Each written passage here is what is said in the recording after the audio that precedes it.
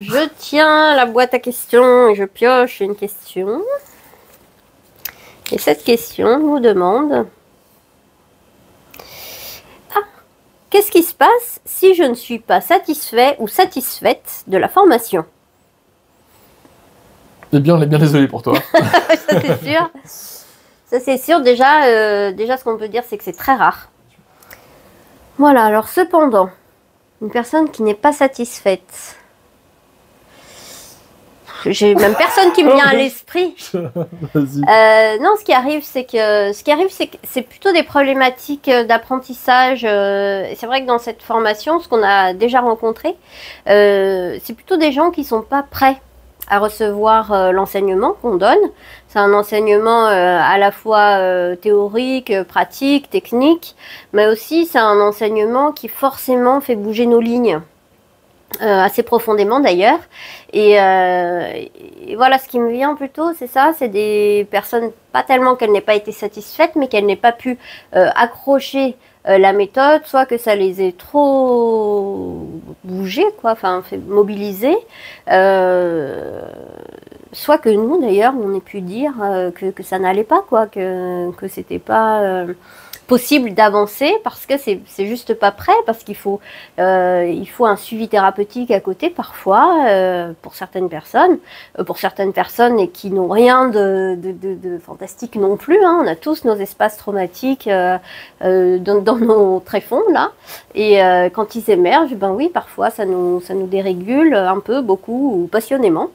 Et voilà, c'est plutôt ça, moi, qui me vient. Après, si vraiment, alors si ça arrivait qu'une personne nous dise bah écoutez, ce que vous faites c'est nul, bah à ce moment-là, elle arrêterait la formation, quoi. Voilà, nous on n'est pas là pour plaire à tout le monde. On fait le constat qu'on satisfait un grand nombre de personnes, mais si ça ne plaisait pas, ben oui, la formation peut se suspendre. Ça nous est arrivé d'ailleurs de suspendre. Oui, une seule fois. C'était plutôt pour des problématiques de santé, je crois, hein. Oui, oui. Voilà, de suspendre et de reprendre après, ou pas d'ailleurs, enfin voilà. En fait, c'est une formation des CMO qui est plus engageante que les personnes se l'imaginent avant de venir. C'est pas tant forcément en termes de temps. Le temps, il est clair au début. Il y a de la pratique de cabinet à faire. Ce qu'on n'a pas encore dit, c'est que pour chaque stagiaire, on demande pour être certifié à la fin qu'il ait pratiqué avec 20 personnes de son choix dans son cabinet et qu'il traduise, qu'il répertorie ses retours de pratique sur un petit livret qu'il nous remet en fin de formation.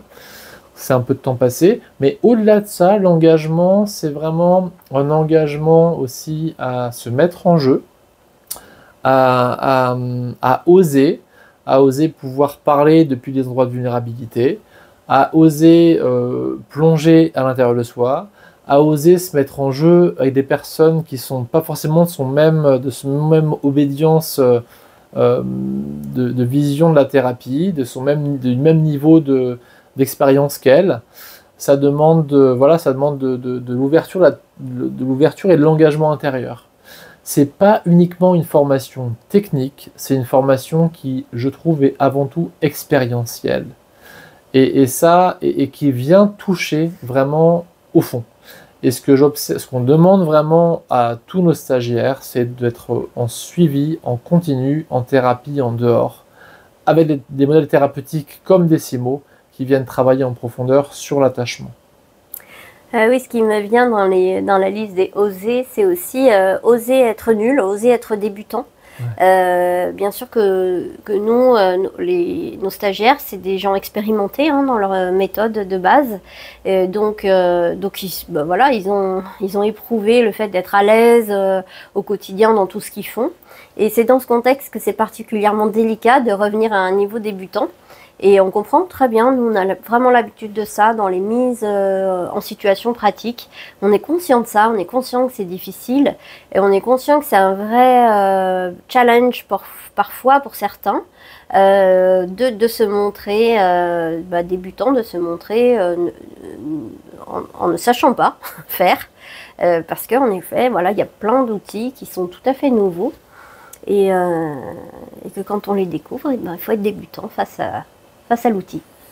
Oui, et qu'en plus, moi, ce que je trouve, c'est que quand on est soi-même pas encore complètement conscient de ses dérégulations et de son histoire traumatique, en tant qu'accompagnant même de ses pairs, même peut-être surtout de ses pairs, on peut être très vite dérégulé et on peut moins avoir accès à ses ressources, voire moins bien apprendre aussi. Et c'est pas seulement lié à la pédagogie, c'est aussi lié au fait que la personne juste vit une dérégulation profonde sur un plan nerveux, qu'elle n'a parfois pas même elle-même identifié, que nous on peut repérer avec notre expérience, et qu'on va pouvoir lui montrer que ce n'est pas qu'elle a pas bien appris, c'est qu'elle a du mal à toucher, à avoir accès à ce qu'elle a déjà appris. Et ça, c'est ce qu'on voit très souvent dans ce modèle thérapeutique des CMO, parce qu'on est autant vigilant à la compétence, qui est plus cognitive, qu'à la posture, qui est plus intégrative. Est-ce que je pourrais dire d'autres Je ne sais plus ce que je voulais dire. C'est quoi la question de départ? Je ne sais plus moi non plus. Qu'est-ce qui se passe si je ne suis pas satisfait de la formation? C'était ça la question de départ? Ouais, et il se veut aussi que chaque retour de nos stagiaires nous est vraiment important. On relit, on écoute tous les retours et on est en permanence en ajustement, en réajustement de la façon de transmettre, aussi des modalités pratiques en termes d'espacement entre les rencontres, de durée.